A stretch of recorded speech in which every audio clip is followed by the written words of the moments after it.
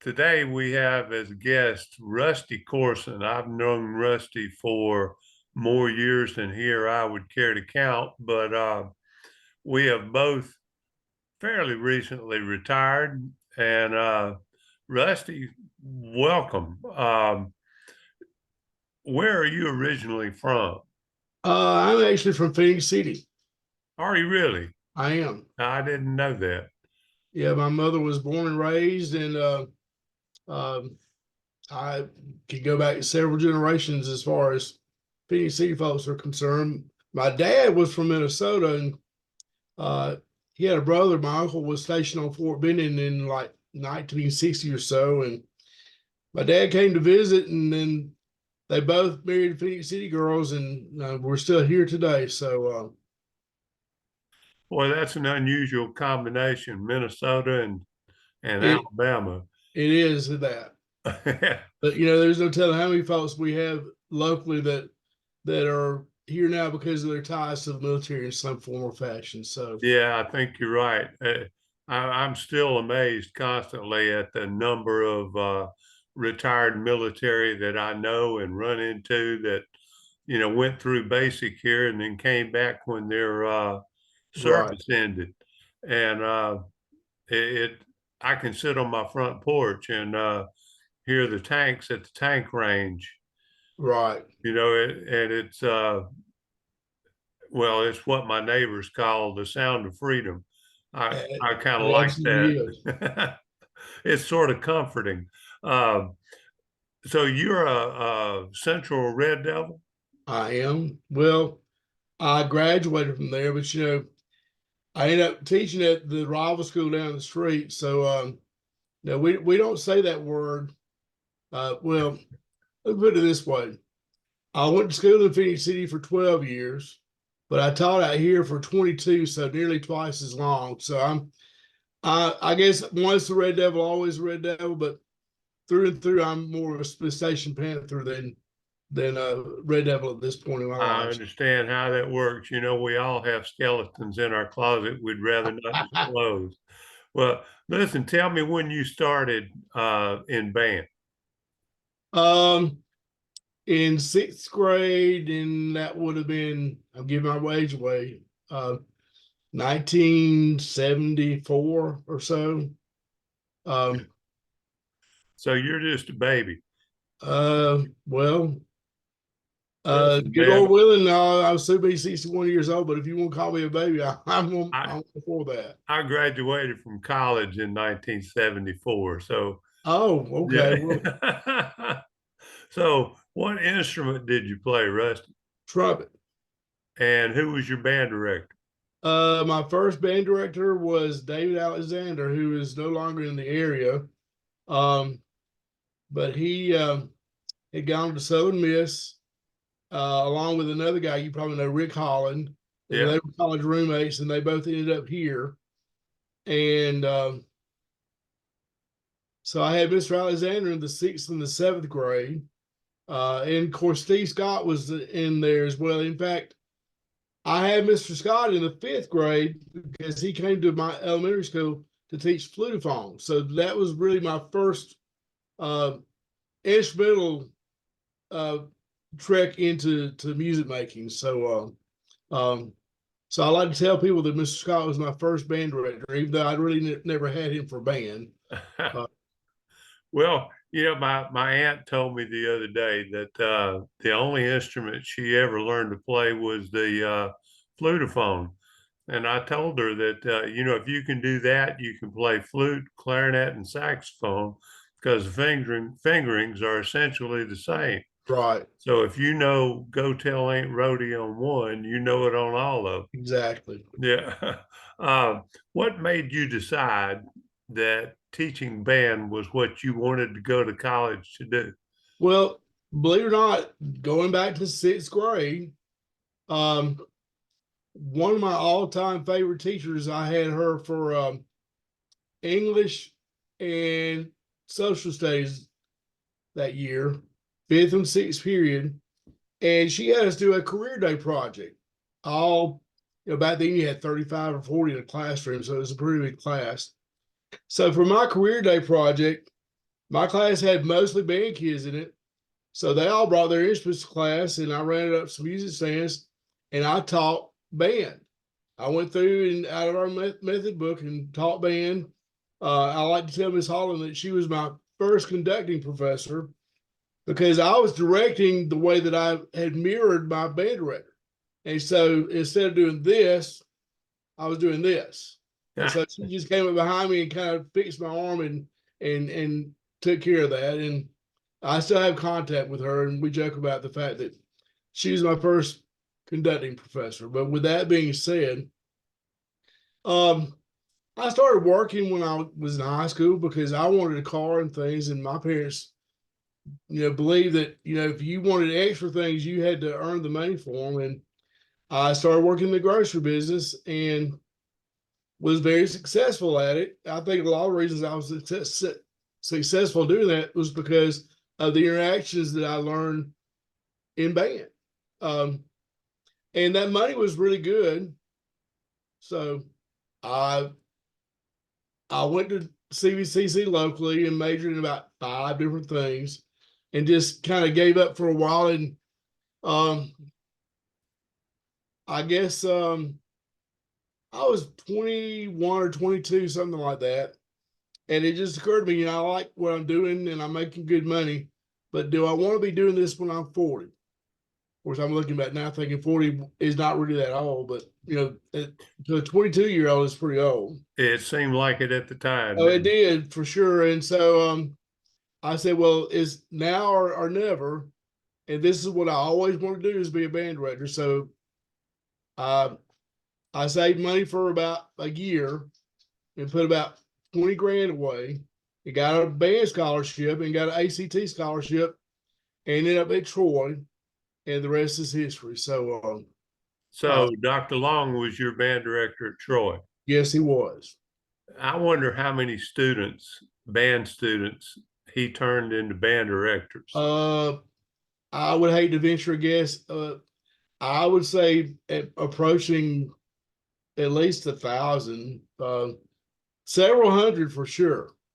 Just in our area, I could name 15 or 20 I know of that had association with him in some form or fashion. So he definitely left his mark on the band world for sure. Oh, amen to that. I got to know him when I was at Columbus High School, and he came over to judge our band festival. And the first thing he wanted to know is if I could carry him to Evelyn's Cafe to have lunch. But he really was a great man and meant a lot to a lot of music teachers and music students around here. So tell me about your college experience at Troy. Well, I'll be honest with you, Jim. When I went to Troy, I transferred 28 quarter hours. So basically, I was starting over from scratch. Yep. And I graduated in 3 years, which is unheard of for a music major because most music majors, a 4-year degree takes about 5 years at a minimum because you have all those 1-hour classes that you have to take, band and all your applied lessons and everything. And I was taking a full load every quarter. And so I really rushed through it. If I had to do over again, I probably would not have. I would have enjoyed more of the experience, but I was so determined that I was behind, if that makes any sense. I was nearly always the oldest person in the band every year. I was never the oldest, but now my band experiences were great. Obviously, I was trumpet section leader. I was band vice president. I was president of Phi Mu Alpha. I was all into the music stuff, but the general studies stuff, I was just trying to get. I'm trying to think of a subtle way to say this, but I've heard that C's earn degrees, and that was kind of my philosophy. As long as I got a passing grade, I was good with it. Now, when I went to graduate school, things had changed because I was paying a lot of money for it, and that's right. So Your incentive is different. with my master's and my EDS and my EDD, I think I made one B in the entire time, and all the rest were A's. But I think I took it a little more serious. But I had a good experience at Troy. You know, it was really kind of like culture shock. Um, I was one of those people that grew up here, and you think Columbus and Phoenix City is just nowhere. Um, but then you move to Troy, Alabama, and Columbus and Phoenix City is a happening place. And after I was there for a year or two, I realized that I'm a family person. I love my family, and everywhere that I've taught is within driving distance of here. And um, Columbus, Phoenix City is a good place to live. So, and my house is paid for at this point. I plan to not ever leave and go anywhere else. So, I understand. Now, when you graduated, where did you find your first employment? my first job was at Chavala High School, which nobody probably even knows what that is. The year that I worked there, Chavala became Russell County High School, which it still is today, and we moved into the campus where they are now. I'm probably the only person I know of that had 3 new band rooms during their career, but I got a new band room that year. The next year, I moved to Phoenix City to my alma mater and taught for 3 years. And we moved into the new Central High School during that time, so we got a new band room there. And then while I was at Smith Station, we got a new high school, so I got a new band room there. So I had a hand in designing all of them. If that's And you were indeed fortunate about that. Now, let me tell you something that I like to ask every band director that I talk to. When you got out of college, yeah. what surprised you most that you should have known but didn't? Believe it or not, Jim, the thing that surprised me most was that all parents worked. See, I grew up in a household where my daddy worked, and my mother, other than when I was a baby, was a homemaker. She stayed at home and she took care of the house, took care of the kids, made sure that everything was done at home, and my daddy worked. And I just assumed that that's the way it was for everybody. And then I started teaching and found out that was not the case for anybody. In fact, the entire time that I worked at Smith Station, I remember one lady who was my band association treasurer that didn't work. Her husband worked, and she took care of the kids and took care of the house and took care of the books for the band association, which I was glad for, because she had the time to actually come to school and collect money and all that kind of stuff, which meant that I didn't have to do it and Right. write all the receipts and everything because she took care of it. So, but that was the biggest shock to me. As far as what to know, I think Troy prepared me as well as any institution of higher learning would prepare music majors. But with that being said, being a band director is definitely a job where on the job training is really important. Looking back, I think I was a pretty good first year band director.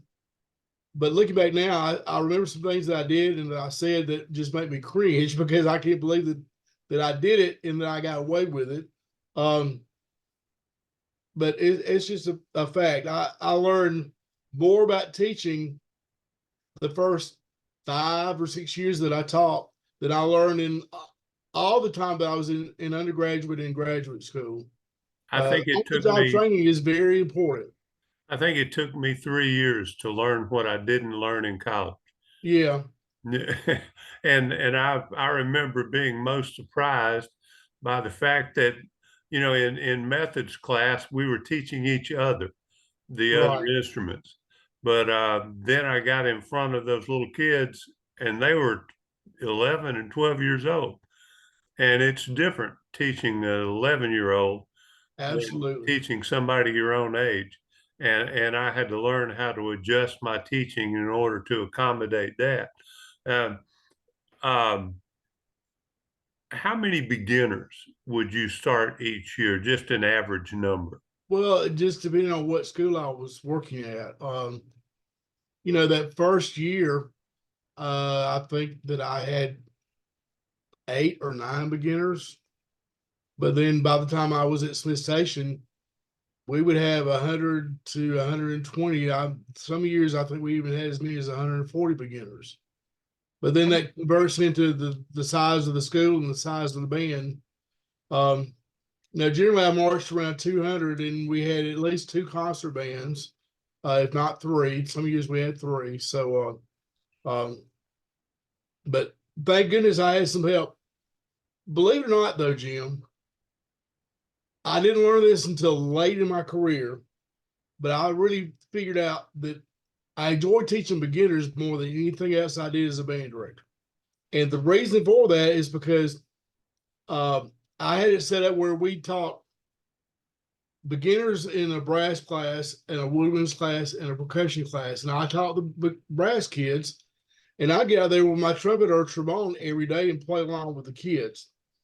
But, it was so cool to teach a new concept and to see that light bulb go off in their head. And older kids don't get that same reaction, or it has to be earth shattering for them to get that reaction. It doesn't take as much for a 6th or 7th grader to get excited about playing an instrument. In the Methodist book, most of the stuff they play is in unison. But I can remember the first time that they did something that had some harmony. It was a round. Yeah. Mary Had a Little Lamb, maybe, or something like that. And it was so simple, but they thought it was the greatest thing ever because they weren't all playing the same thing at the same time. When you get to be about 16 or so, you have to be cool. And Oh yeah, sometimes if you're absolutely. cool, it's hard to show emotion. Yeah. So, how many assistants did you end up with at Smith Station? Well, initially when I came to work here, I was working with Rick Teal. I don't know if you know Rick or not. Yeah. And he'd been here forever. And I worked as his associate director for 6 years. Then he retired, and I got his job, and I had somebody replace me for my job. And I guess 6 or 7 years in, I was just casually talking to our superintendent one day about the growth that we'd had. And the next thing I know, he tells me that we're going to hire another band director. So I had 2 assistants, and there were 3 of us for a number of years. And then late, I'm going to say 2008, 2009, we had that huge, almost a depression, It recession or sure whatever. was when the housing market fell apart. And so I lost one of my assistants at that point. In fact, my principal said, well, your staff's going to stay intact as long as they all stay. But if any of them leave, they're not going to replace them. And I had one that left, and I couldn't fault him for leaving because he was leaving to take a head band director's job, and I didn't want to hold him back. No, that's your goal. So 2 of us ended up doing it for a few years by ourselves, and it was tough, but we got it done. But then we had another guy come in, and so I had the 3 of us when I retired, and that's still what they have now. In fact, I think there is a possibility that they might look at hiring another person, at least for part of the day, maybe do elementary music for part of the day and come in and do band with them for part of the day. But they've had that much growth. Smith Station was fortunate in that they didn't get negatively impacted too bad with COVID. COVID really decimated a lot of band programs, and some of them they're trying to catch up. But they're still doing pretty good with numbers and that kind of thing. What level music were you playing when you retired at Smith Station? With our top band, I could play whatever I wanted to. It was generally back then in Alabama. You may or may not remember this, but they classified you according to the size of your school, right? And we were double A, which was the largest classification, which meant you played grade 5 and 6 literature. They've just started doing kind of what Georgia does now, and they do it on the number of grade level, and the band directors actually get to pick. Uh, Which back in the day, I was really totally against that. But after judging in Georgia for a number of years, I realized that band directors are kind of cocky. They're going to pick the hardest thing that they can pull off with their kids. Because I saw it for numerous occasions when I judged in Georgia. I think that Smith Station is doing great stuff this year. So with the top band anyway, I yeah. think they're doing 4 and 6 maybe. It, playing that level 6 music was one of the times when I felt like I had to work harder than the students did Oh, absolutely. in order to learn how to teach what was on the page. No doubt. One of the biggest honors that I ever had, the band association a few years ago commissioned David Holsinger to write a piece in my honor. Oh, And they asked what my favorite hymn was. And of course, my favorite hymn was It Is Well. And of course, he'd already done It Is Well with on a hymn song on Philip Bliss, and so he didn't want to do that. So they asked me what my other favorite hymns were, and he just kind of dismissed every one of them. And so he finally came back and said, well, after thinking about this, I believe that I can do another version of this, this more like my Fast and Furious writing. And so he did. And Jim, the first time I heard it, I thought, I'm so glad I don't have to teach that because it had lots and lots of notes. I'm trying to remember now what the name of Fantasy on him song Philip Bliss, something like that. But it had lots and lots of notes. And you're absolutely right. I loved Holsinger, which is why they wanted to get him to write.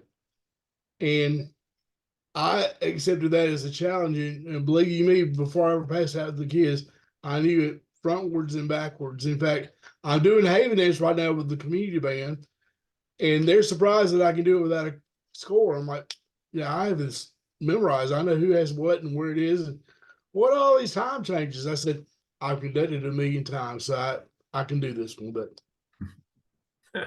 that's great. Where did you do your doctoral work? I did my daughter work through Liberty University, and the reason I did that because at the time, this would have been 2009, 2010, and I was obviously working, and you know as well as I do, band directors work 80 hours a week, and At I just least. didn't have time to take off to go do any residencies. I actually had to do two-week residencies through Liberty in the summers, but I scheduled those around my vacations. But at the time, online education was just kind of in its infancy, and nobody was doing that. Before I graduated and finally finished the doctorate, Columbus State had actually started doing an online degree.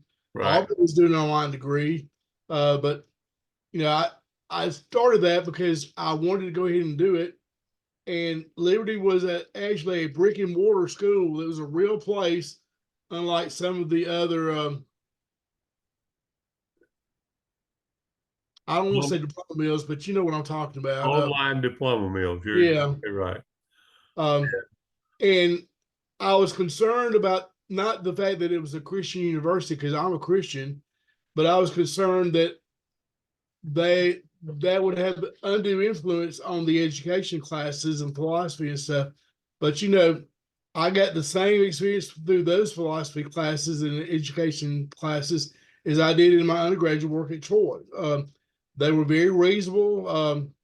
It was a great place to go, and I would recommend it for anybody.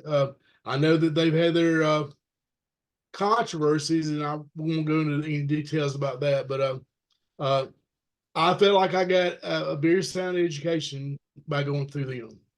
And your terminal degree is in music? My terminal degree is in leadership, Okay. All right. but Good. with that being Good. said, I my my dissertation is a music dissertation. I did I can't. Oh wow! I wish I had written it down because I can never remember it. basically I compared the ACT scores of music kids to kids that had never been in music. And in fact, the ACT scores of the music kids was higher than the Alabama State average, and was actually very close to the national average. Whereas the kids that had never taken a music class were hovering around 17 or so. So I mean, it wasn't terrible, but it was about a 5 point difference, which on the ACT is a pretty big jump. Yes, it is. And you know, you'll also find on the SAT that people with more than 2 years of instrumental music instruction will score anywhere from 30 to 60 points higher on each section of the SAT. Right. And I wish we could publicize that a little bit more to the public in general. Now, tell me what you've been doing since your retirement. Well, I retired, and it took that the better part of that first year after I retired to finish my degree, because I had to write that blanky blank book. But after I got through with that, I ended up teaching in Columbus for just a minute or so. I was the band director at one of your old schools at Shaw. Yeah. But along about Thanksgiving, my mother lost her eyesight. I mean, she went from being able to see to total darkness in a matter of minutes, and we didn't know what was wrong. My brother's actually a PA in Columbus, an orthopedic PA, but he's the medical guy. I'm the grocery getter and take to the doctor kind of guy. But anyway, my mother was one of the first people in Columbus to have the cataracts removed through the current method, Yeah. 1983 or so. And a stitch came loose, and that Oh stitch man. served as a portal for infection to get in her eye. Well, it wasn't painful, so she didn't know it, and it didn't affect her vision until the infection had taken over her eye. Well, in the meantime, she's stubborn, and she had a cataract on her other eye that she had let go and kind of ignored. So thank goodness that was the case, because after 3 surgeries, they removed the cataract on the other eye so that she could at least see to function and to move around. She's a very independent person. She's currently 82 years old, and she hates that she can't do things that she used to be able to do. But with that being said, Yeah. Don't Jim, we all? thankfully, Muskogee County let me get out of my contract, and I moved home after 35 years. And my daddy told me when I was about 15 or so that the reason mom and I didn't get along was because we were too much alike. Well, what 50-year-old boy wants to hear that he's like his mama? But I know my daddy always do what was right. And you hush, I'm doing something right now. I'm sorry, my dogs are fussing at me because I'm talking to you instead of them. I've got But one here too. I understand. with that being said, I moved home, and mom and I are like best friends as long as we don't live under the same roof. But thankfully, after, like I said, 3 months and 3 surgeries, she could see again. And shortly after that, I moved back home. I'm still over there just about every day. Yeah. If I don't go there every day, I talk to her that day just to make sure that she doesn't need something. And about 2 months ago, I had to forbid her from going to the mailbox. She lives on just a slight hill, but it's just enough of a hill that I didn't want to be dealing with a broken hip and that kind of thing. And so she finally relented and promised. I said, Mama, I'll come over here every day and get your mail. Don't worry about that. What Like did I your said, dad do, Rusty? my dad was a mechanic when I was born. In the first 7 or 8 years of my life, my dad owned a service station on Sill Road in Phoenix City, which at that time was 431. Well, Yeah. they built the bypass over just a mile or so away, but that kind of killed all of the business on Sill Road. And he left there and went to work at the paper mill for a while. Mm-hmm. and then he left there and went to work for Alabama Power. He worked for a power company for, well, I guess until he passed away, for 25 years or so. Yeah. And he was a mechanic, learned a trade, which gets into education stuff that I was going to talk to you about later on. But my dad never graduated from high school. He got his GED and went into the Navy. But you know, the power company would pay for people to go back to school.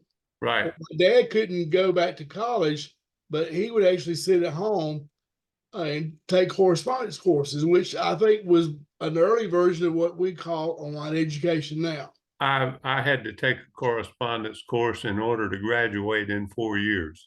Well, well, my dad pushed education with my brother and I more than you would ever believe it. I think because he didn't graduate, he felt like that we needed to. And I was the first person on the other side of our family to earn a college degree, and my brother was right behind me. So, and you know, of course, we both have graduate degrees and all this other good stuff. And of course, I'm single because I was married to being a band director for all those years. But Right. my brother has two nieces, one of whom is a teacher in Columbus now, and the other is going to school to go into the healthcare. She's going to follow her daddy into healthcare. The other's still in high school. So, but neither of my parents had any musical inclinations at all. Now, my daddy did sing in the choir, and it was really funny. I tell so many people that you don't have to be a trained musician to be a musician. I mean, especially a church musician. It's just more about making a joyful noise. Sure, you're exactly right. And my daddy loved singing the choir, and he was actually a pretty good vocalist. Now, tell me, Rusty, about the Smith Station Community Band. Well, after COVID, Jim, well, before COVID, I was every year school would start, and I would just miss it so much. And I would see what all my friends were doing, and I'm like, I still got more in me. I wish I was still doing that because of my mom. I really couldn't take on the responsibilities of a job or a full-time job anyway. I would go and rehearse people's bands or listen to their bands and that kind of thing, but that didn't involve the obligation of being at school from 7 to 8 or whatever every day.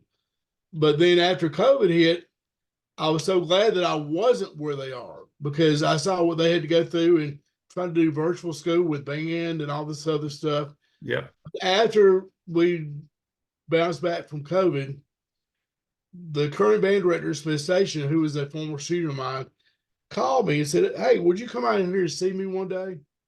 Well, that kind of concerned me. I thought, I hope he's not telling me he's leaving or nothing because he's doing a great job.